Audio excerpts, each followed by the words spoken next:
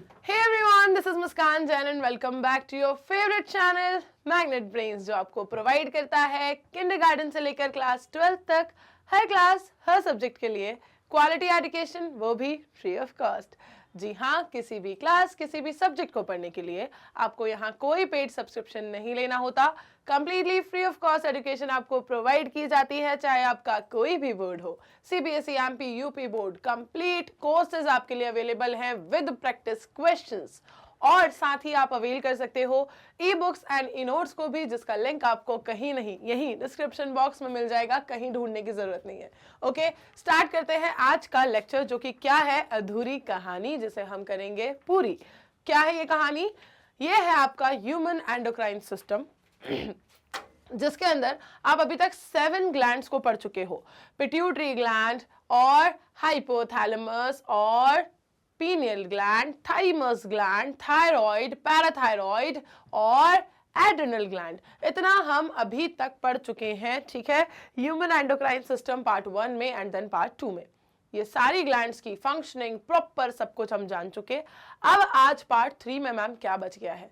Part 3 में बच गई हैं कुछ और ग्लैंड्स जो आपकी ह्यूमन एंडोक्राइन सिस्टम की पार्ट है, जिन्हें आप पढ़ना है। केमिकल कोऑर्डिनेशन एंड इंटीग्रेशन का ये टॉपिक है। चलो स्टार्ट करते हैं। फटाफट से मैं स्टार्ट कर रही हूं आपको ये पार्ट 3 का अधूरी कहानी को पूरा करने वाला हिस्सा।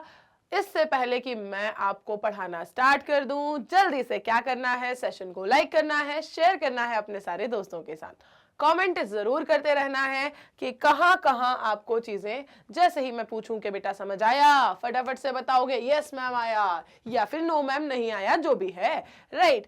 चलो तो देखो भाई, ये जितना भी पूरा डायग्राम है, इसमें से अपन एक बार जरा सर्कल बना लेते हैं, गोले गोले, ठीक है, गोले गोले बना लेते हैं जो जो हम पढ़ चुके।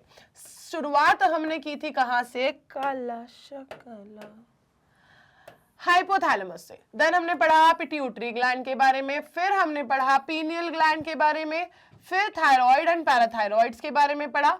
देन हमने थाइमस पढ़ी, देन हमने पढ़ी क्या? देन हमने पढ़ी एड्रिनल ग्लैंड, ठीक है। अब बच क्या गया है? आज आप पढ़ने वाले हो सबसे पहले पैनक्रियास, ठीक है, देन हम पढ़ेंगे टेस्टिस, देन हम पढ़ेंगे ओवरीज, ठीक है, इस तरीके से।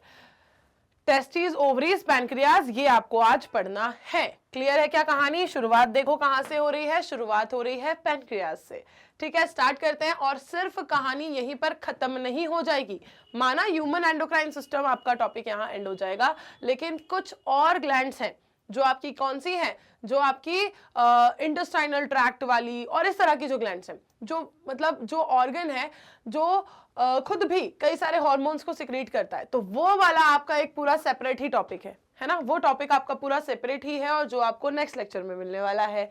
आज पढ़ोगे पेनक्रियास, टेस्टिस एंड ओवरी, कि ये कौन से हार्मोन्स को सिक्रीट करते हैं, कहां से करते हैं, कौन सी सेल से करते हैं, फिर इनका एक्शन कहां जाके दिखाई देता है, इससे क्या क्या फंक्शन होते हैं बॉडी में, क्या स्टिमुलेट होता है, क्या रेगुलेट होता है, कैसा मेथड ऑफ एक्शन है, सब कुछ पढ़ना है। ओके, चलो स्टार्ट करते हैं भाई कहानी। Pancreas is a composite gland which act as both exocrine and endocrine. याद करो जब मैंने आपको बताया था, चैप्टर का इंट्रोडक्शन दिया था प्रीवियस टू प्रीवियस लेक्चर में, right. Previous to previous lecture में 2 ही लेक्चर अभी हुए इस चैप्टर के, ये 3rd है। तो फर्स्ट लेक्चर में मैंने आपको बताया था कि एंडोक्राइन ग्लैंड का मतलब है कि जिसके पास कोई डक्ट नहीं है, वो डक्टलेस होती है। वो क्या करती है? अपना सिक्रीशन डायरेक्टली जो उसकी कैविटी है ग्लैंड की, उसमें फिलअप करके रखती है और फिर उसको पास ऑन करवाती है। बात करें अगर हम किसकी, एक्सोक्राइन ग्लैंड की, तो इनकी क्या कहानी है समझना। देखो, पैनक्रियास जो है वो एक कॉम्पोजिट ग्लैंड है। कॉम्पोजिट कहने का मतलब है कि इसके पास दोनों है, दोनों तरह के फंक्शन है, डक्ट लेस वाले भी और डक्ट वाली ग्लैंड वाला भी, ठीक है। एंडोक्राइन का मतलब तो क्या होता है? डक्टलेस, ठीक है, ये तो क्लियर है ना। एंडोक्राइन का मतलब तो क्या है? डक्टलेस, कि इसके पास डक्ट नहीं है, ठीक। Pancreas is a composite gland which act as both exocrine and endocrine gland. Endocrine का मतलब है ductless, exocrine का मतलब है क्या?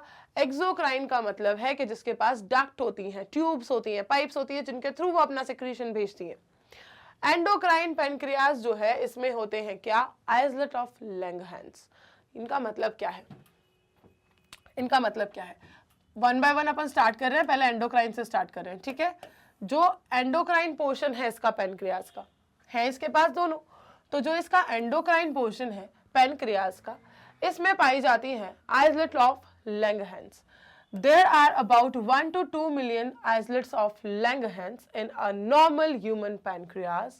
ठीक है, एक नॉर्मल ह्यूमन पैनक्रियाज में आपको ऐसी 1 से 2 मिलियन दिखाई देंगी, ठीक है, 1 से 2 million, and representing only 1 to 2% of the pancreatic tissue, जो कि सिर्फ जो पूरा का पूरा पैनक्रियाटिक टिश्यू है ना, उसका सिर्फ 1 to 2% रिप्रेजेंट कर रही है ये मिलियंस ऑफ सेल्स, ये मिलियंस, ठीक है, 1 to 2 millions of these cells represent only 1 to 2% of the whole pancreatic tissue.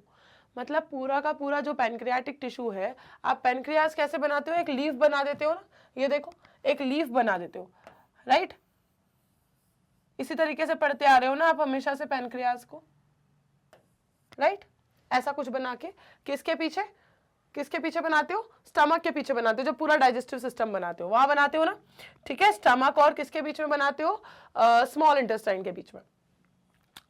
अब यहाँ पर ये जो आप स्ट्रक्चर बनाते हो, इसमें ये कह रहे हैं कि मान लो ये पूरा का पूरा पैनक्रियाटिक टिश्यू है, इसका मैं 50% बोलूंगी तो कितना बोलूंगी बेटा, 50% बोलूंगी तो मैं इतना बोलूंगी, मैं बोलूँ और 25% बोलना है तो इतना बोलूंगी, मैं बोलूँ 25% का भी मुझे और आधा करना है, कितना करना है, 12.5 करना है, 12.5 करना है तो मुझे और इतना बोलना पड़ेगा, 12.5 का भी मुझे और आधा करना है तो मैं कितना बोलूंगी, मैं बोलूंगी कि भाई क्या कर दो, 6.25 कर दो, तो ये और आधा कर दिया मैंने, अभी भी ये 6.25 है। मतलब पूरे के पूरे पैनक्रियाटिक टिश्यू का मैं सिर्फ आपको पोर्शंस में डिवाइड करने को कह रही हूँ, अभी मैं कुछ नहीं कह रही, मैं सिर्फ ये कह रही हूँ कि आपको उसको पोर्शन में डिवाइड करोगे कि 1 to 2% कितना सा होगा यार, बहुत बहुत ही छोटा सा हिस्सा, 1 to 2% ओनली, इतनी मिलियंस ऑफ ये सेल्स मिलके सिर्फ 1 to 2% कंट्रीब्यूट कर रही हैं पूरे पैनक्रियाटिक टिश्यू का। इसके बाद देखते हैं आगे की कहानी। अभी तक क्या देखा कि पैनक्रियाज एक कॉम्पोजिट ग्लैंड है, इसके पास एंडोक्राइन फंक्शन भी है और इसके पास एक्सोक्राइन फंक्शन भी है, ये एंडोक्राइन ग्लैंड भी है और ये एक्सोक्राइन ग्लैंड भी है। जो इसका एंडोक्राइन पोर्शन है उसमें होती है क्या, उसमें होती हैं आइसलेट्स ऑफ लैंगरहैंस, जो कि 1 to 2 मिलियन होती हैं, और ये पूरे के पूरे पैनक्रियाटिक टिश्यू का सिर्फ 1 to 2% ही कंट्रीब्यूट कर रही हैं। इसके बाद की कहानी क्या कहती है कि जो 2 मेन टाइप ऑफ सेल्स इसके अंदर पाई जाएंगी, आइसलेट्स ऑफ लैंगरहैंस में भी आप 2 मेन टाइप ऑफ सेल कहते हो, ठीक है, अल्फा सेल्स और बीटा सेल्स, अल्फा सेल्स और बीटा सेल्स, ठीक है, कैसी सेल्स कहते हो आप, 2 मेन टाइप ऑफ सेल्स आप इसके अंदर भी बताते हो। ये जो आपने बोला है ना 1 to 2 मिलियन सेल्स हैं, इसमें भी 2 मेन टाइप ऑफ सेल पाई जाएंगी, जिन्हें आप कहते हो अल्फा सेल्स और बीटा सेल्स, ठीक है। अब ये जो अल्फा सेल्स और बीटा सेल्स हैं, ये क्या करेंगी, अल्फा सेल सिक्रीट करेगी एक हार्मोन को जिसे ग्लूकागॉन कहते हैं, ठीक है, अल्फा सेल सिक्रीट करेगी एक हार्मोन को जिसे ग्लूकागॉन कहते हैं, और बीटा सेल सिक्रीट करेंगी इंसुलिन। मैम ये तो सुना हुआ लग रहा है, ये तो सुना हुआ लग रहा है, बीटा सेल्स इंसुलिन, राइट, ये तो सुना हुआ लग रहा है, बिल्कुल लगेगा यार, क्यों नहीं लगेगा, क्यों नहीं लगेगा। देखो देखो देखो, इसकी कहानी, इसका रोल आप समझ चुके हो, इसको आपको पता है कि डायबिटीज में कहीं ना कहीं इसका रोल है, ठीक। देखो, अल्फा सेल सिक्रीट करती हैं एक हार्मोन जिसे आप ग्लूकागॉन कह रहे हो, बीटा सेल सिक्रीट कर रही है insulin. Glucagon is a peptide hormone, ये क्या है, ये एक पेप्टाइड हार्मोन है और प्ले करता है एक important role in maintaining the normal blood glucose levels, ठीक है। Glucagon is a peptide hormone and plays an important role in maintaining the normal blood glucose levels, ठीक है, नॉर्मल ब्लड ग्लूकोज लेवल्स को maintain करने में ये अपना बहुत इंपॉर्टेंट रोल प्ले करता है। ये एक पेप्टाइड हार्मोन है, glucagon is a peptide hormone, okay, Glucagon is a peptide hormone and this plays a very important role in maintaining the normal blood glucose levels. आपको पता है डायबिटीज में क्या होता है, ब्लड ग्लूकोज लेवल ही change हो जाता है, राइट? ब्लड ग्लूकोज लेवल में ही इंक्रीज और डिक्रीज आता है. उसी से कहते हो ना कि शुगर बढ़ गई, शुगर कम हो गई. जनरली यही वर्ड यूज किया जाता है, ठीक है? जनरली यही वर्ड यूज किया जाता है. जो भी कहता है ना कि भाई इसको डायबिटीज है, इसको तो शुगर है, ठीक है? क्या हो गया? अरे उनकी शुगर बढ़ गई थी, अरे उनकी शुगर कम हो गई थी. सुने हैं ये टर्म्स, राइट? तो यहां पर इस नॉर्मल ब्लड ग्लूकोज लेवल को मेंटेन करने का काम किसका है? इसका काम है भाई ग्लूकागॉन का, जो कि क्या है? एक पेप्टाइड हार्मोन है. ठीक, देखो सेल्स कितनी देखी आपने? आइसलेट्स ऑफ लैंगरहैंस में दो मेन टाइप ऑफ सेल देखी. कौन कौन सी? अल्फा सेल और बीटा सेल. अल्फा सेल क्या करती हैं? ग्लूकागॉन हार्मोन को सिक्रीट करती हैं. बीटा सेल्स क्या करती हैं? इंसुलिन को सिक्रीट करती हैं. ग्लूकागॉन पेप्टाइड हार्मोन है, नॉर्मल ब्लड ग्लूकोज लेवल को मेंटेन करके रखेगा. इंसुलिन क्या करेगा? ठीक है, पहले ग्लूकागॉन कंप्लीट करते हैं. This acts mainly on the liver cells, hepatocytes. देखो मैंने आपको टर्म्स याद कराए थे हर एक सिस्टम में कि लिवर से एसोसिएटेड कहीं भी कुछ भी सुनोगे तो hepatic portal system, right? Hepatocytes जैसे यहां वर्ड आया है, hepatic, right? Hepatic when. Hepatic का मतलब ही होता है कि बात चल रही है लिवर की. रीनल वर्ड कहां आया था? रीनल वर्ड कहां आया था? लिखें क्या इन्हें? फिर से बता चुकी हूं वैसे मैं पहले. ये हेपेटिक वर्ड हमेशा आप यूज करते हो कहां पर? लिवर से एसोसिएटेड, ठीक है? रीनल वर्ड यूज करते हो कहां पर? किडनी से एसोसिएटेड, राइट? ये यू लग रहा होगा यार, किडनी से एसोसिएटेड. ठीक, और कौन से होते हैं? हाँ, पल्मनरी. पल्मनरी यूज करते हो आप कहां पर? लंग्स से एसोसिएटेड, ठीक है ना? कार्डियक यूज करते हो कहां पर? हार्ट से एसोसिएटेड, राइट? पता है ना ये सारे टर्म्स? ये सारे टर्म्स यूज होते हैं ना. देखो लिवर के केस में हेपेटिक, किडनी के केस में रीनल, लंग्स के केस में पल्मनरी, हार्ट के केस में कार्डियक. इस तरीके से ये टर्म्स हम यूज करते हैं. तो यहां पर बस ऐसे ही समझ जाना. लिखा रहने देते हैं, रहने देते हैं.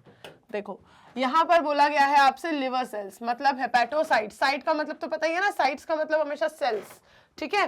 लिम्फोसाइट, ठीक? ये जितना भी साइट वर्ड यूज करते हैं हम, साइट का मतलब क्या होता है? सेल्स. तो हेपेटोसाइट्स मतलब लिवर की सेल्स. ग्लूकागॉन क्या करता है? ये लिवर सेल्स पर एक्ट करता है. क्या एक्ट करता है? और स्टिमुलेट करवाता है ग्लाइकोजिनोलाइसिस को, resulting in an increased blood sugar, मतलब हाइपरग्लाइसीमिया. इंक्रीज्ड, देखो हमेशा क्या बोला था मैंने प्रीवियस लेक्चर में कि जब भी एक्सेस की बात हो, इंक्रीज की बात हो, इंक्रीज में, एक्सेस के टर्म में, केस में हमेशा यूज होता है टर्म हाइपर. ठीक है, एक्सेस की बात जब भी है तो हमेशा यूज होता है टर्म हाइपर. ठीक है, तो यहां क्या यूज हो गया? Term hyperglycaemia. ठीक है, देखो ग्लूकागॉन मेनली एक्ट करता है लिवर सेल्स के ऊपर. ग्लूकागॉन मेनली एक्ट करता है लिवर सेल्स के ऊपर, जिन्हें आप कहते हो हेपेटोसाइट्स. ग्लूकागॉन मेनली एक्ट करता है लिवर सेल्स के ऊपर, जिन्हें आप कहते हो हेपेटोसाइट्स. हेपेटोसाइट्स, ठीक है. फिर ये जो एक्ट कर रहा है, क्या एक्ट क्या कर रहा है मैम? है नाटक नौटंकी कर रहा है? नहीं, अरे ये स्टिमुलेट करवा रहा है ग्लाइकोजिनोलाइसिस को. ठीक है, ग्लाइकोजन को ब्रेक डाउन करना. ठीक है ना, ग्लाइकोजन को ब्रेक डाउन करना. तो ग्लाइकोजिनोलाइसिस करवाता है, जिससे होता है क्या? ब्लड में शुगर का लेवल इंक्रीज, मतलब हाइपरग्लाइसीमिया. क्या होता है? हाइपरग्लाइसीमिया होता है. And in addition this hormone stimulates the process of glyconeogenesis. और साथ ही साथ ये हार्मोन क्या करेगा? ये स्टिमुलेट करेगा the process of gluconeogenesis which also contributes to hyperglycemia. ठीक है, जिससे भी हाइपरग्लाइसीमिया होता है. देखो यहां पर क्या किया इसने? ग्लाइकोजिनोलाइसिस को करवाया, जिससे कि ब्लड शुगर लेवल बढ़ा. और यहाँ पर हम ये कह रहे हैं कि ये ग्लूकोनियोजेनेसिस करवाएगा, जिसका मतलब क्या है, इस जेनेसिस का मतलब और इस लाइसिस का मतलब क्या है। यहाँ पर ये दो टर्म है, दोनों का जो कंट्रीब्यूशन है ओवरऑल वो जा रहा है किसकी तरफ, हाइपरग्लाइसीमिया की तरफ। इन दोनों टर्म्स का मतलब क्या हुआ, ग्लूकोनियोजेनेसिस या ग्लाइकोजिनोलाइसिस, ठीक है। ग्लाइकोजिनोलाइसिस और ग्लूकोनियोजेनेसिस, इन दोनों टर्म का मतलब समझो, यहां लिखते हैं, क्योंकि दोनों का जो कंट्रीब्यूशन है वो किस तरफ जा रहा है, हाइपरग्लाइसीमिया की तरफ ही जा रहा है। तो दोनों को डिफरेंशिएट करेंगे। सबसे पहला लिखो ग्लाइकोजिनोलाइसिस,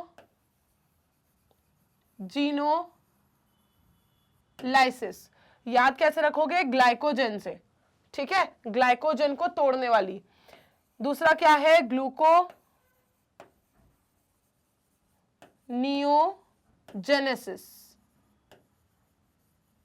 ठीक है, याद कैसे रखोगे, ग्लूकोस, ठीक है, जेनेसिस मतलब बनाना, लाइसिस मतलब तोड़ना, ब्रेक डाउन, ठीक है। तो ऑलमोस्ट मैंने हिंट आपको दे दी है, फिर भी एक बार जरा फटाफट से बताओ दोनों के बीच में, ठीक है, दोनों के बीच में क्या, इन दोनों को आप डिफाइन करोगे, किस तरीके से डिफाइन करोगे, फटाफट से बताओ, ठीक है। ग्लाइकोजन और ग्लूकोनियोजेनेसिस, एक में लाइसिस है, एक में जेनेसिस है, ठीक है। तो जरा फटाफट से बताओ क्या होगा, बताएंगे भाई, समझ आई क्या कहानी। देखो जो मैंने टर्म्स आपको बताया ना, जिस तरीके से मैं टर्म्स से आपको बताती हूँ चीजें, ऐसे ही याद रख सकते हो यार। इतने ज्यादा सिमिलर टर्म्स को अगर आप इतना बिल्कुल क्लियरली डिस्टिंग्विश करना, याद रखना चाहते हो कि कभी कोई कंफ्यूजन ना हो, तो आपको टर्म समझने पड़ेंगे। टर्म कैसे समझना है, वही जो मैं बार बार बता रही हूं कि देखो दोनों टर्म में क्या डिफरेंस है, दोनों टर्म के बीच में डिफरेंस क्या है, ठीक है। एक तो आधा जिंदगी तो कलर चूज करने में जाएगी। ग्लाइकोजन, लाइसिस, ग्लूकोनियोजेनेसिस, ठीक है, ग्लूकोजेनेसिस। देखो टर्म्स को ऐसे समझो जरा, टर्म्स का फंडा जरा ऐसे समझो कि यहां पर बात हो रही है किसकी, ग्लाइकोजन की, ठीक है, बात हो रही है किसकी, ग्लाइकोजन की, यहां बात हो रही है किसकी, ग्लाइकोजन की। लेकिन ये कलर क्यों बदल गया इसका, ग्लाइकोजन की बात हो रही है, लेकिन लगा है क्या टर्म यहां पर, लाइसिस। लाइसिस का मतलब होता है ब्रेक डाउन, लाइसिस का मतलब होता है ब्रेक डाउन ऑफ ग्लाइकोजन। बनेगा क्या यार, इससे भी तो level of sugar he increase होगा ना। तो जब ब्लड में शुगर का लेवल ड्रॉप होता है, जब ब्लड में शुगर का लेवल ड्रॉप होता है तो ये प्रोसेस होगी, ठीक है, समझे बात। जब ब्लड में शुगर लेवल ड्रॉप होता है तो ये प्रोसेस ग्लाइकोजिनोलाइसिस क्या करेगा, ग्लाइकोजन को ब्रेक डाउन करके और उस शुगर लेवल को क्या करेगा, इंक्रीज करेगा। मतलब इससे भी क्या हुआ, इंक्रीज हुआ शुगर लेवल, ठीक है, blood glucose level, sugar level क्या हुआ, ब्लड शुगर लेवल क्या हुआ, इससे क्या हो गया, ये ब्लड शुगर लेवल इससे क्या हो रहा है, इंक्रीजेस, ठीक है, इंक्रीज हो रहा है। अब इंक्रीज इसमें भी हो रहा है, इंक्रीज यहां भी होगा, क्यों, क्योंकि यहां पर देखो जेनेसिस का मतलब होता है प्रोड्यूस करना, जनरेट करना। तो यहां क्या होगा, प्रोडक्शन ऑफ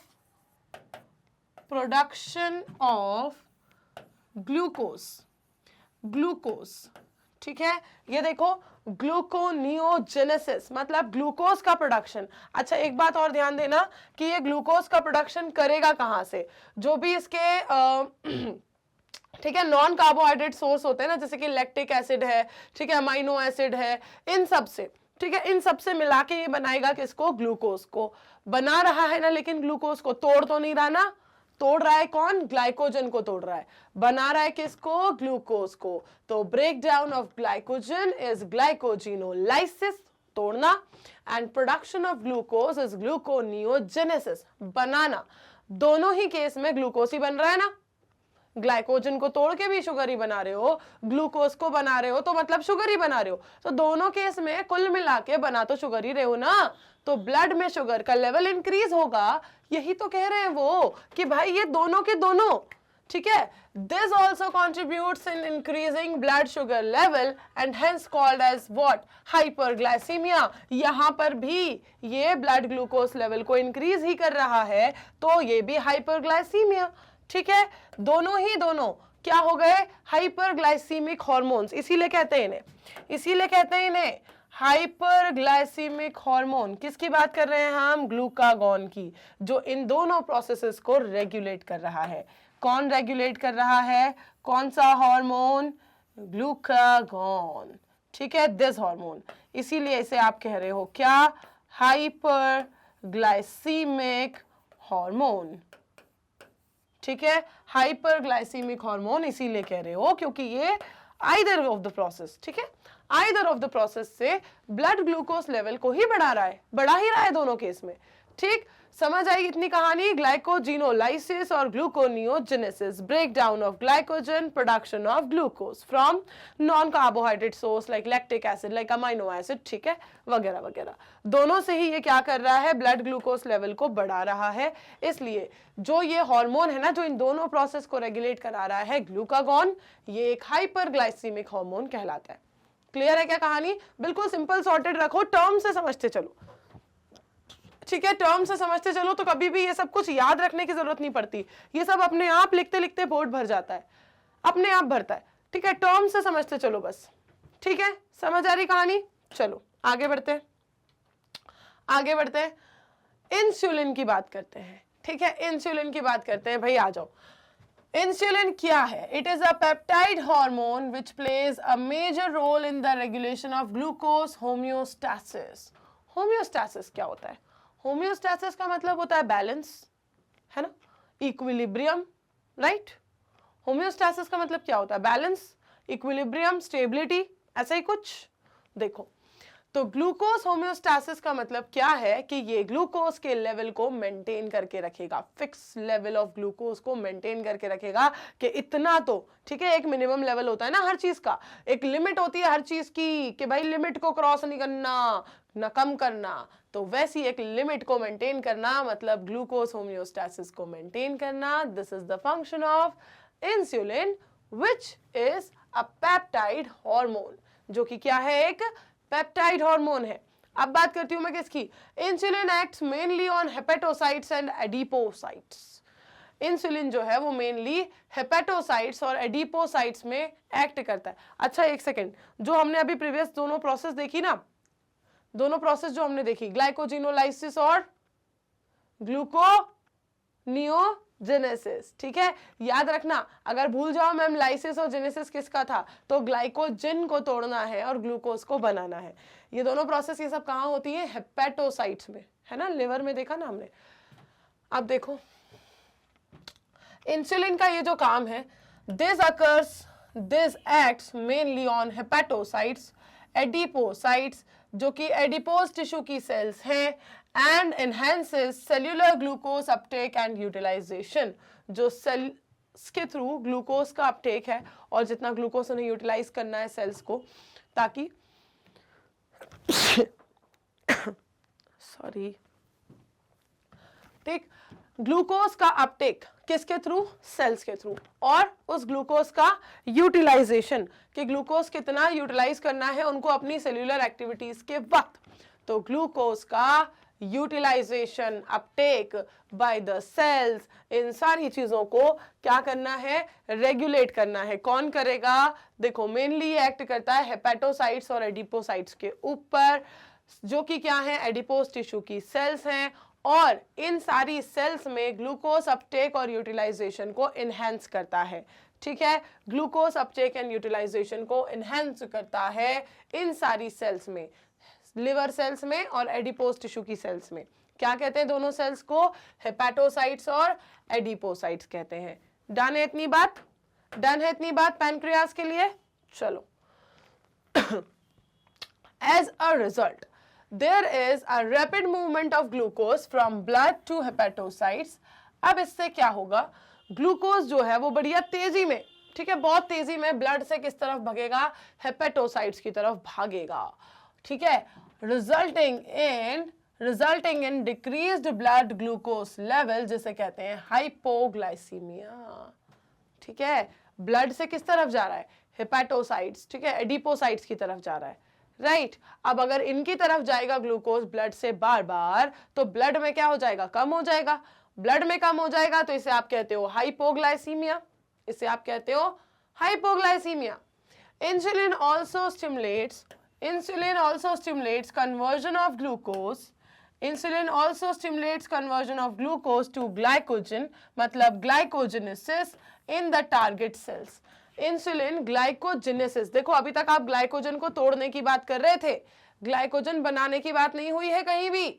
हर जगह आप ग्लाइकोजन को तोड़ने की बात कर रहे थे अभी तक।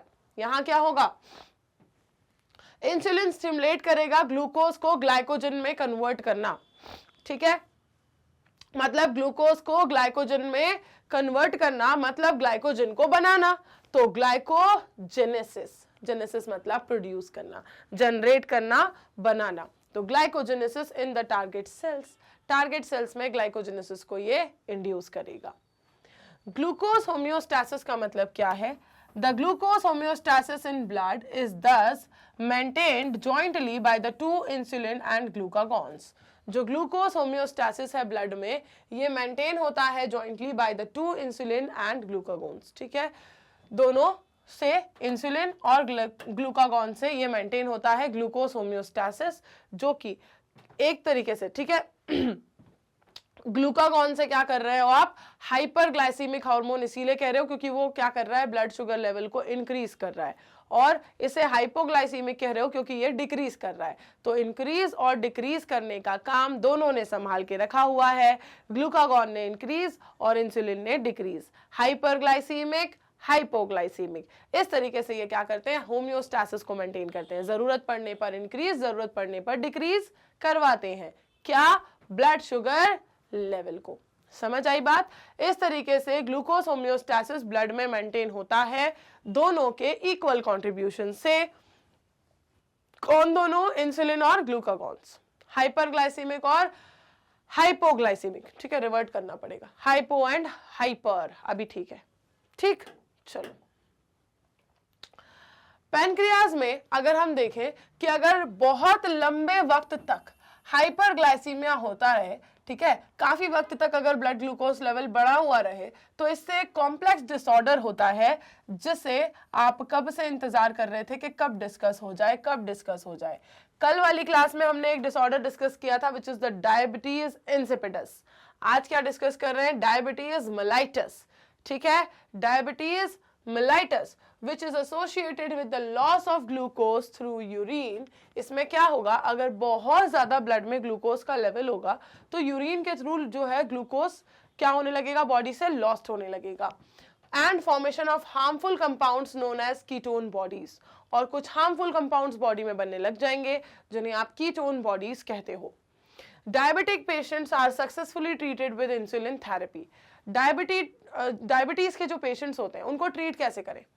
अभी आपने देखा हाइपरग्लाइसीमिक कौन सा था, ग्लूकागॉन, और हाइपोग्लाइसीमिक जो कि क्या करेगा, ब्लड से ग्लूकोज के लेवल को डिक्रीज करवाएगा, वो कौन था, वो इंसुलिन था। तो इसलिए डायबिटीज मेलाइटस के पेशेंट्स को ट्रीट किया जाता है इंसुलिन थेरेपी से, कि उन्हें इंसुलिन दो भर भर के, इतना इंसुलिन दो भर भर के कि ब्लड में ग्लूकोज का लेवल वो क्या करवा दे, ड्रॉप करवा दे, ठीक है। तो इंसुलिन थेरेपी से, अरे अरे अरे अरे, इंसुलिन थेरेपी से ट्रीट किया जाता है डायबिटिक पेशेंट्स को, ठीक।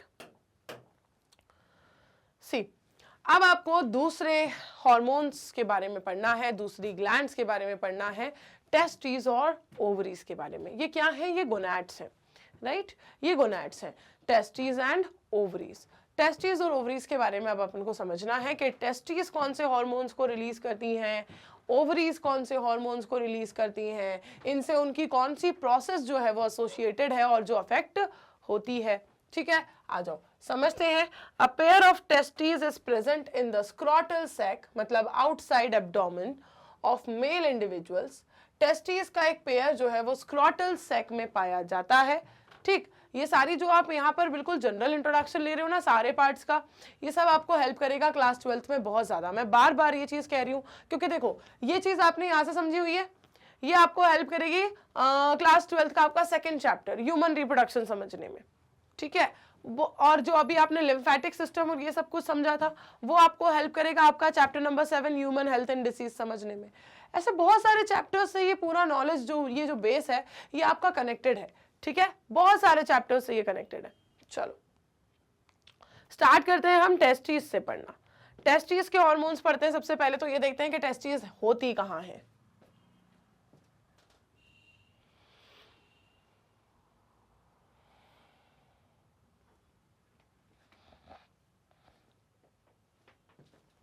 चलो डन।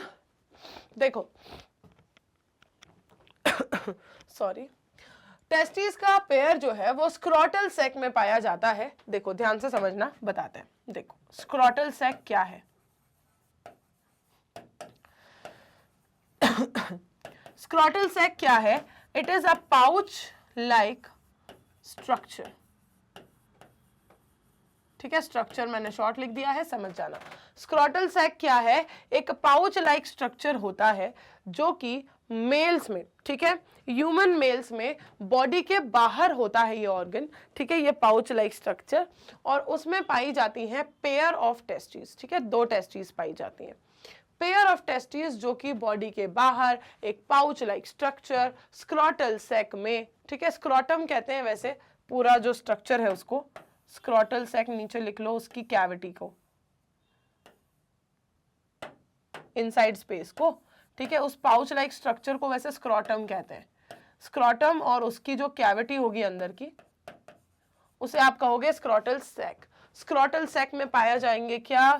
Pair of testis.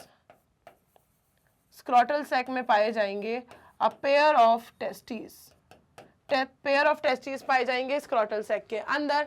अब देखो, a pair of testes is present in the scrotal sac outside the abdomen। Abdomen से आउटसाइड पर मेल इंडिविजुअल में पाए जाते हैं। टेस्टिस जो है वो ड्यूअल फंक्शन को परफॉर्म करती हैं। कौन से ड्यूअल फंक्शन को परफॉर्म करती हैं?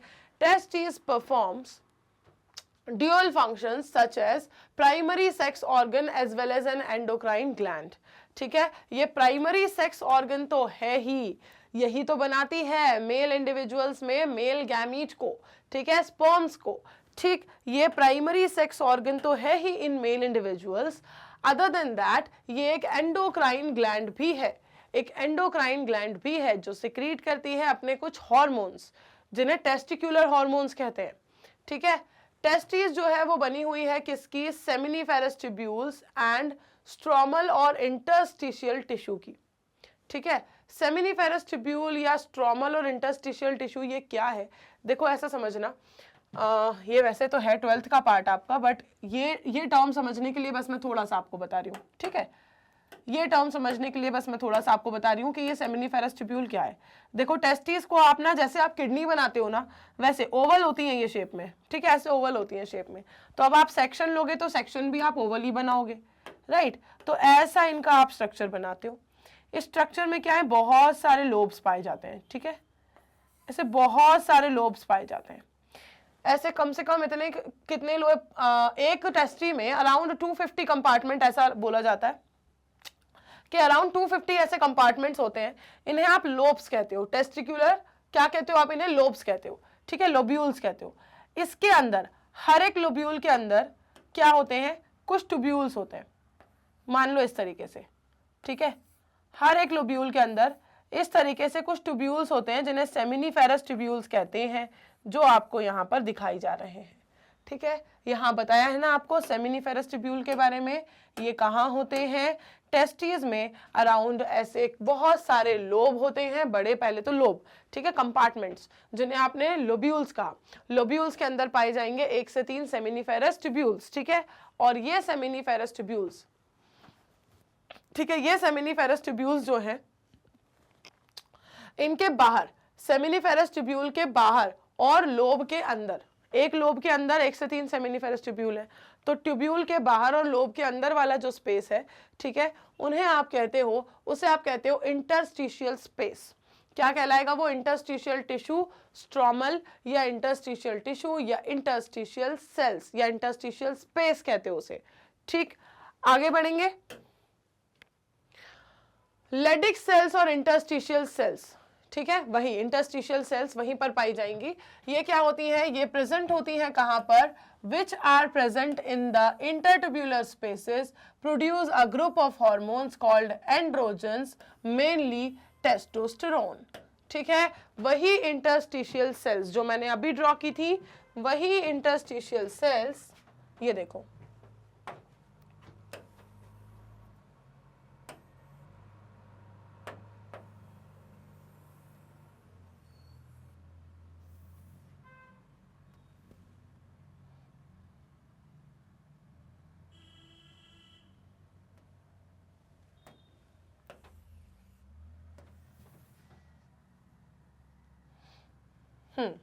देखो ये जो हर एक लोब के अंदर 1 से 3 सेमिनिफेरस ट्यूब्यूल बताए गए हैं। इन सेमिनिफेरस ट्यूब्यूल के बाहर वाला, इसको मैं कैसे बता दूं आपको, मैं इसको ऐसे बता सकती हूं आपको कि मैं क्या करूं, इस पूरे रीजन को भर दूं एक कलर से। ठीक है, एक कलर से भर दूं मैं इस पूरे लोब को, जैसे कि मैंने ये सेमिनिफेरस ट्यूब्यूल, ठीक है, और उसके बाहर ये सेमिनिफेरस ट्यूब्यूल्स हैं, 1 2 3, 1 से 3 पाई जाती है हर लोब में, इसलिए मैंने 1 से 3 ही बनाई है, 3 ही बनाई है सब में। ठीक, तो ये ट्यूब्यूल्स और इस लोब के अंदर वाला ये जो शेडेड रीजन आपको पूरा दिख रहा है, ये पूरा रीजन क्या कहलाता है, इंटरस्टिशियल स्पेस कहलाता है। इस इंटरस्टिशियल स्पेस में जो सेल्स पाई जाएंगी उन्हें आप कहते हो इंटरस्टिशियल सेल्स। ठीक, इंटरस्टिशियल सेल्स कहते हो, और ये इंटरस्टिशियल सेल्स को एक और नाम से जाना जाता है, लेडिक सेल्स के नाम से भी जाना जाता है। ये क्या करती है, ये ग्रुप ऑफ हार्मोन्स को प्रोड्यूस करती हैं जिन्हें आप एंड्रोजन्स कहते हो, जिन्हें आप एंड्रोजन्स कहते हो। जिन ग्रुप ऑफ हार्मोन्स को ये प्रोड्यूस करती हैं इन्हें आप एंड्रोजन्स कहते हो। और ये एंड्रोजन्स मेनली क्या है, मेनली कौन सा एंड्रोजन है, मेनली है ये टेस्टोस्टेरोन।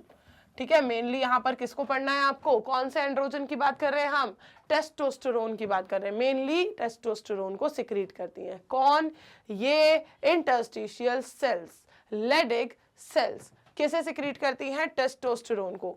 ठीक है, आगे देखेंगे, androgens regulate the development, maturation and functions of the male accessory sex organs. जो एंड्रोजन्स हैं, ठीक है, जो एंड्रोजन्स हैं ये करेंगे क्या, रेगुलेट करेंगे development, maturation and function of male accessory sex organs like epididymis, vas deferens, seminal vesicles, prostate gland, urethra etcetera. ठीक है, ये सब क्या है, ये सब मेल सेक्स ऑर्गन्स हैं। ठीक, मेल सेक्स एक्सेसरी ऑर्गन्स हैं, एक्सेसरी ग्लैंड्स हैं, डक्ट्स हैं। ठीक, ये सब उसी के पार्ट हैं। देखो एक बार मैं इसका बता देती हूँ आपको कि मेल सेक्स एक्सेसरी ऑर्गन्स में क्या क्या होता है। मेन प्राइमरी अगर हम ऑर्गन की बात करें तो सबसे पहले होता है क्या, pair of testis, pair of testis. ठीक है, फिर होती है मेल सेक्स एक्सेसरी डक्ट्स। ठीक है, फिर होती है मेल सेक्स एक्सेसरी डक्ट्स।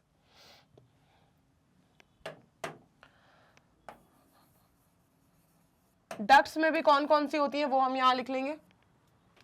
ठीक है, फिर होती है male sex accessory glands. Glands में कौन कौन सी होती है वो हम यहां मेंशन कर लेंगे। और उसके बाद होता है क्या, उसके बाद क्या होता है, उसके बाद होता है, ठीक, उसके बाद होता है एक्सटर्नल जेनिटेलिया। एक्सटर्नल जेनिटेलिया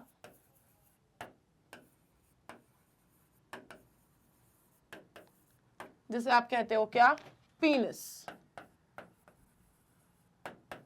ठीक है, डक्ट्स में क्या क्या है, डक्ट्स में सबसे पहली होती है रेटेटेस्टिस, इसके बाद होती है वास एफरेंशिया। ये सारे टर्म्स में से यहाँ आपको कुछ कुछ टर्म्स दिख रहे हैं। ठीक है, वास एफरेंशिया के बाद होती है एक एपिडिडाइमिस, ये लिखा हुआ है यहाँ पर, एपिडिडाइमिस होती है। एपिडिडाइमिस के बाद एक होती है फिर वास डिफरेंस। ऐसे करके 4 डक्ट्स होती हैं, ऐसे करके 4 डक्ट्स होती हैं। 4 डक्ट्स के बाद अब मैं ग्लैंड्स की बात करूं तो ग्लैंड्स कौन कौन सी हैं, एक होती है भाई पेयर्ड सेमाइनल वेसिकल, ये कैसी होती हैं, पेयर्ड होती हैं, ठीक है, मल्टीप्लाइड बाय 2 लिख सकते हैं हम, क्योंकि ये कैसी है, पेयर, स्पेस कम था इसलिए मैंने मल्टीप्लाइड बाय 2 कर दिया। एक और कौन सी होती है ग्लैंड, अब बात करें हम तो एक होती है यहाँ पर एक ग्लैंड होती है यहाँ पर प्रोस्टेट ग्लैंड, ये सिंगल है, ठीक, और एक होती है बल्बोयूरेथ्रल,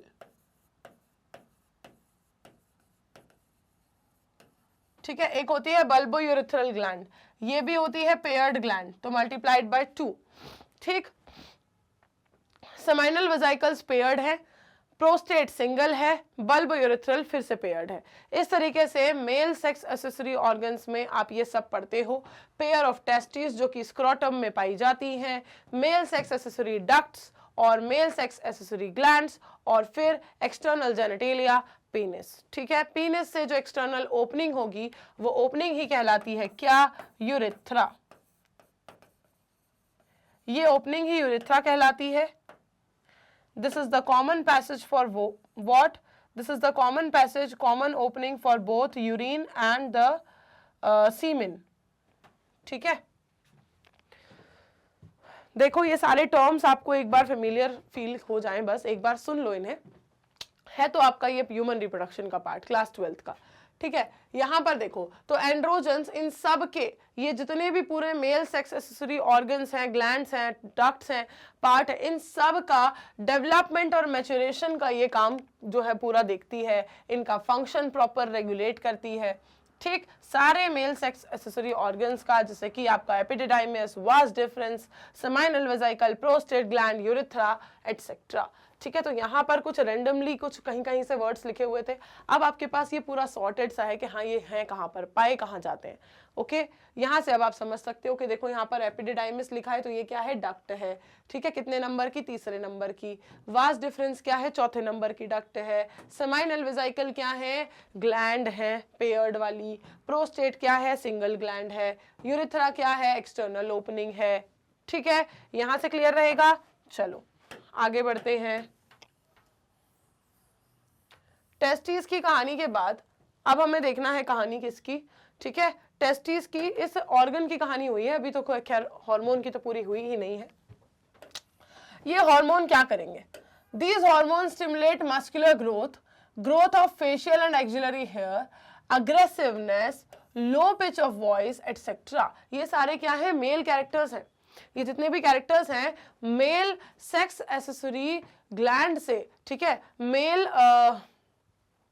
प्राइमरी सेक्स ऑर्गन से ये जो हार्मोन रिलीज हुआ है, ये हार्मोन रेगुलेट कर रहा है ये सारे एक्सेसरी कैरेक्टर्स, ठीक है, सेक्सुअल कैरेक्टर्स को, सारे मैनलीनेस वाले जितने भी कैरेक्टर्स हैं, फेशियल हेयर्स की ग्रोथ, एक्सिलरी हेयर्स की ग्रोथ, एग्रेसिवनेस, वॉइस की जो पिच है वो काफी क्या होती है, लो होती है इनमें, ये सारे कैरेक्टर्स यहीं से रेगुलेट होते हैं।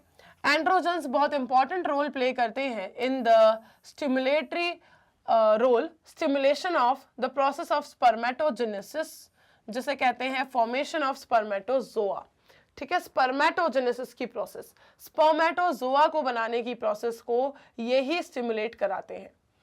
Androgens act on the central neural system and influence the male sexual behaviour, जिसे लिबिडो कहते हैं, ठीक है। मेल सेक्सुअल बिहेवियर को लिबिडो कहते हैं। ये क्या करते हैं, ये मेल सेक्सुअल बिहेवियर को भी रेगुलेट करते हैं, और होते कहाँ से हैं रेगुलेट, सेंट्रल न्यूरल सिस्टम से, हमारे सीएनएस से होते हैं।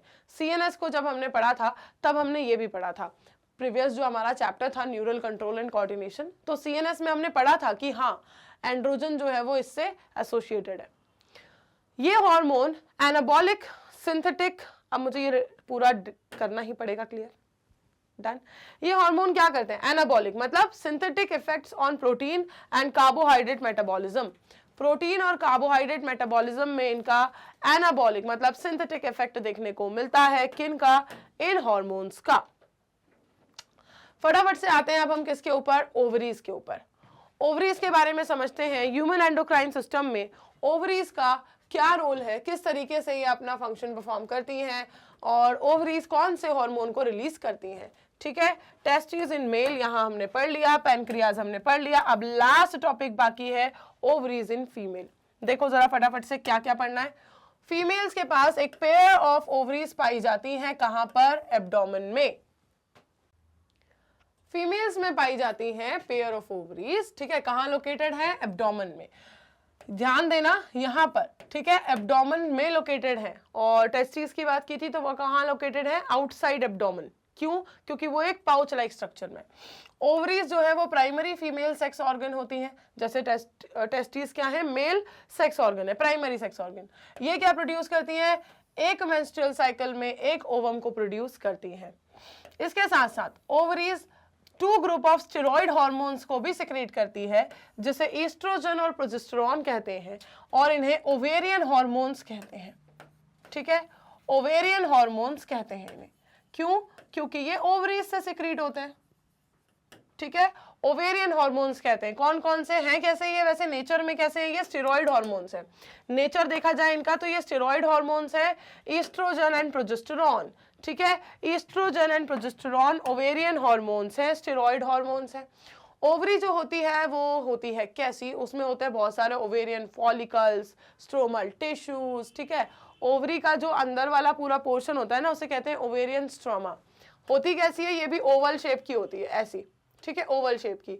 इसके अंदर वाला जो पूरा पोर्शन है इसे कहते हैं, इसके अंदर वाला जो पूरा पोर्शन है इसे कहते हैं ओवेरियन स्ट्रोमा। ठीक, तो ये कह रहे हैं कि इस स्ट्रोमा में जितने भी टिश्यूज पाए जाएंगे सब स्ट्रोमल टिश्यूज, और इसमें पाए जाते हैं बहुत सारे फॉलिकल्स। ठीक है, इसमें पाए जाते हैं बहुत सारे फॉलिकल्स। तो ओवेरियन फॉलिकल्स और स्ट्रोमल टिश्यूज की ये बनी हुई होती है। सिंपल। अब बात करें कहां ईस्ट्रोजन सिंथेसाइज कहां से होता है? ईस्ट्रोजन को सिंथेसाइज और सिक्रीट करने का काम है किसका? ये जो फॉलिकल्स ग्रो होते हैं धीरे धीरे। ठीक है, हर मेंस्ट्रुअल साइकिल में फॉलिकुलर फेज आती है। ठीक है, हर मंथ में मेंस्ट्रुअल साइकिल में फॉलिकुलर फेज आती है और फॉलिकल्स ग्रो होते हैं, मैच्योर होते हैं। एक फॉलिकल एक बार में क्या होता है? ग्रो होता है, मैच्योर होता है। अब ये जो फॉलिकल है, ठीक है, ये जो फॉलिकल्स की ग्रोथ है, इन्हीं से क्या होता है? सिंथेसाइज और सिक्रीट होते हैं ईस्ट्रोजन्स। आफ्टर ओव्यूलेशन, ओव्यूलेशन के बाद जो रप्चर्ड फॉलिकल है ये कन्वर्ट हो जाता है एक ऐसे स्ट्रक्चर में जिसे आप कॉर्पस ल्यूटियम कहते हो। ध्यान देना, ईस्ट्रोजन जो है, देखो फॉलिकल्स की बात समझना, फॉलिकल्स की बात समझना। ओवरी के अंदर फॉलिकल्स हैं, बहुत सारे प्राइमरी फॉलिकल। मेंस्ट्रुअल साइकिल में ये प्राइमरी फॉलिकल क्या करेगा? ग्रो करेगा, सेकेंडरी फॉलिकल, टर्शरी फॉलिकल, फिर बनाएगा एक मैच्योर फॉलिकल को। ठीक है, फिर बनाएगा एक मैच्योर फॉलिकल को। ठीक है, इस तरीके से। और ये सारे जो ये फॉलिकल वाली खेल चल रही है ना, ये क्या सिक्रीट करेंगे? ये ईस्ट्रोजन को सिक्रीट करेंगे। ठीक है, ये ईस्ट्रोजन जो ग्रोइंग ओवेरियन फॉलिकल्स हैं, ये प्राइमरी फॉलिकल से मैच्योर फॉलिकल तक जो ओवेरियन ये फॉलिकल्स ग्रो कर रहे हैं, ये सिक्रीट करेंगे ईस्ट्रोजन को। किसे सिक्रीट करेंगे? ये ईस्ट्रोजन को। और जब मैं बात करूं कि यहां पर हम बात कर रहे हैं कि ओव्यूलेशन के लिए ये जो रप्चर्ड फॉलिकल, ये जो मैच्योर फॉलिकल है ना, इसे ग्राफियन फॉलिकल कहते हैं, बट ठीक है अभी उतना जानना जरूरी नहीं है। ये फॉलिकल जो है मैच्योर वाला, ये क्या करेगा? ये टूटेगा। ये टूटेगा तो इसके अंदर से ये ओवम को रिलीज कर देगा। इसी को कहते हैं ओव्यूलेशन। जब ये टूट के अपने अंदर से ओवम को रिलीज कर दे, इसी को ओव्यूलेशन कहते हैं। अब जब ये टूटा, देखो इसका स्ट्रक्चर बनाती हूं मैं जरा फटाफट से। ठीक है, इसका स्ट्रक्चर बनाती हूं मैं जरा फटाफट से कि इस तरीके से इसके आसपास क्या पाई जा रही हैं? लेयर ऑफ सेल्स पाई जा रही हैं। ठीक है, लेयर ऑफ सेल्स पाई जा रही हैं। बहुत ज्यादा ही जल्दबाजी में बन रहा है बट ठीक है। ठीक है, लेयर ऑफ सेल्स पाई जा रही हैं। बीच में बैठा हुआ है प्राइमरी oocyte और इसके आसपास पाई जा रही है क्या? पूरी कैविटी। ठीक है, एक कैविटी पाई जा रही है। ये देखो, ये बीच में जो कैविटी पाई जा रही है ना, इसे कहते हैं एंटरम। ऐसा स्ट्रक्चर होता है इसका। तो आप ये समझो कि जब ये टूटा, ठीक है, जब ये टूटा तो इसने क्या करा? इसने अपने अंदर से इस ओवम को तो रिलीज कर दिया। टूटा तो मतलब ये समझ लो कि यहाँ पे ये लेयर नहीं बची। ठीक है ना, यहाँ से टूटा और यहाँ से इसने इस ओवम को रिलीज कर दिया। ओवम को रिलीज कर देने के बाद अब इसकी जो ये मेम्ब्रेन्स बचेंगी ना, ये जो मेम्ब्रेन्स बचेंगी इसकी ओवम को रिलीज करने के बाद, ये मेम्ब्रेन्स मिलके एक नया स्ट्रक्चर बनाती हैं। ठीक है, मैच्योर फॉलिकल जब ओव्यूलेशन के बाद, ठीक है, ओव्यूलेशन के बाद एक इसकी बची हुई बचे कुचे मेम्ब्रेन वाले हिस्से से एक नया स्ट्रक्चर बनाता है जिसे कॉर्पस ल्यूटियम कहते हैं, जिसे कॉर्पस ल्यूटियम कहते हैं। ये कॉर्पस ल्यूटियम सिक्रीट करेगी फिर एक और हार्मोन को, और वो है प्रोजेस्टेरॉन। ठीक है, वो है प्रोजेस्टेरॉन। इस तरीके से ये ओवेरियन हार्मोन सिक्रीट होते हैं। ग्रोइंग फॉलिकल से ईस्ट्रोजन और रप्चर्ड फॉलिकल से जो नया स्ट्रक्चर बना है कॉर्पस ल्यूटियम, उससे प्रोजेस्टेरॉन। ठीक है, इस तरीके से ईस्ट्रोजन और प्रोजेस्टेरॉन सिक्रीट होते हैं ओवरी के अंदर, which are the ovarian hormones. Clear है कहानी? क्लियर है कहानी ओवेरियन हार्मोन्स की? कैसे होते हैं ये सिक्रीट, कैसे होते हैं बताओ। देखो, ओवरी ने क्या किया, ओवरी ने अपने अंदर फॉलिकुलर डेवलपमेंट जो चल रहा होता है मेंस्ट्रुअल साइकिल में, मैच्योर फॉलिकल बनने तक उससे रिलीज हो रहे थे ईस्ट्रोजन्स। फिर उसने क्या करा, ओव्यूलेशन कराने के लिए क्या हुआ, ये मैच्योर फॉलिकल रप्चर हुआ। ठीक है, रप्चर हुआ तो क्या किया इसने, ओव्यूलेशन किया। ओव्यूलेशन करने के बाद इसने बचे हुए स्ट्रक्चर से बना लिया कॉर्पस ल्यूटियम को। ये कॉर्पस ल्यूटियम क्यों बनाई, क्योंकि ये ही रिलीज करेगी प्रोजेस्टेरॉन को, ये कॉर्पस ल्यूटियम ही रिलीज करेगी प्रोजेस्टेरॉन को, सिक्रीट करेगी। ठीक है, क्लियर है कहानी एस्ट्रोजन और प्रोजेस्टेरॉन की? आगे देखते हैं, एस्ट्रोजन और प्रोजेस्टेरॉन की कहानी क्लियर। एस्ट्रोजन क्या करेंगे, they produce Estrogen produce wide-ranging actions such as stimulation of growth and activities of female secondary sex organs, development of growing ovarian follicles, appearance of female secondary sex characters, example high pitch of voice जो female में होती है, mammary glands का development जो कि female का characteristic है। ठीक है, तो ये सारे फीमेल के सेकेंडरी सेक्स ऑर्गन्स को डेवलप कराना, मैच्योर कराना, सेकेंडरी सेक्सुअल कैरेक्टर्स को एग्जिबिट कराना, ये इन हार्मोन्स का काम होता है। ठीक है, oestrogen also regulates female secondary sexual female sexual behaviour. ठीक है, जो सेक्सुअल ड्राइव, सेक्सुअल बिहेवियर है उसे भी यही रेगुलेट करते हैं, ईस्ट्रोजन रेगुलेट करते हैं। आगे बढ़ते हैं, प्रोजेस्टेरॉन क्या करता है, इसका एक और इंपॉर्टेंट रोल है। ठीक है, जो हमने सेक्सुअल बिहेवियर की बात तो कर दी, लेकिन अब हम अगर बात करें प्रेगनेंसी की, तो प्रोजेस्टेरॉन का प्रेगनेंसी में बहुत इंपॉर्टेंट रोल है। ये प्रेगनेंसी को सपोर्ट करता है। क्यों? इसके लिए आपको थोड़ा सा और एक्स्ट्रा जानना पड़ेगा, जिसकी यहाँ पर अभी 11th लेवल पर आपको जरूरत नहीं है। ये प्रेगनेंसी को कैसे सपोर्ट करता है, क्योंकि देखो प्रेगनेंसी होती है यूट्रस के अंदर, है ना। मदर अपने वोम में जो बच्चे को कैरी करती है, तो वोम होता कैसा है, वोम क्या है, यूट्रस है। ठीक है, यूट्रस जो है उसकी वॉल्स, उसकी जो सबसे इनर मोस्ट वॉल है, सबसे अंदर वाली, एंडोमेट्रियम, इस एंडोमेट्रियम को ये क्या करता है, रीजनरेट कराता है। अब रीजनरेट क्यों करा रहा है मैम, डीजनरेट कब हुई थी, अरे वो डीजनरेट होती है तभी मेंसेस आते हैं। ठीक, तो ये लंबी कहानी है, तो आप बस इतना ध्यान रखो कि हाँ, प्रोजेस्टेरॉन प्रेगनेंसी को सपोर्ट करता है, फेवरेबल एनवायरनमेंट वही क्रिएट करता है यूट्रस के अंदर। Progesterone also acts on the mammary glands, ये मेमोरी ग्लैंड्स पर भी एक्ट करता है और मिल्क फॉर्मेशन को, ठीक है, स्टिमुलेट करवाता है, stimulates the formation of alveoli. Alveoli क्या है, वो सैक लाइक स्ट्रक्चर है जिसमें मिल्क स्टोर होता है। ठीक है, milk secretion, formation, development of the structure, complete process को ये रेगुलेट करता है। इसका एक्शन मेमोरी ग्लैंड्स पर भी है, प्रेगनेंसी पर भी है और सेक्सुअल बिहेवियर पर भी है। ठीक है, समझ आई क्या कहानी, समझ आई क्या कहानी। आज आपने पढ़ा about pancreas, about testis and about ovaries.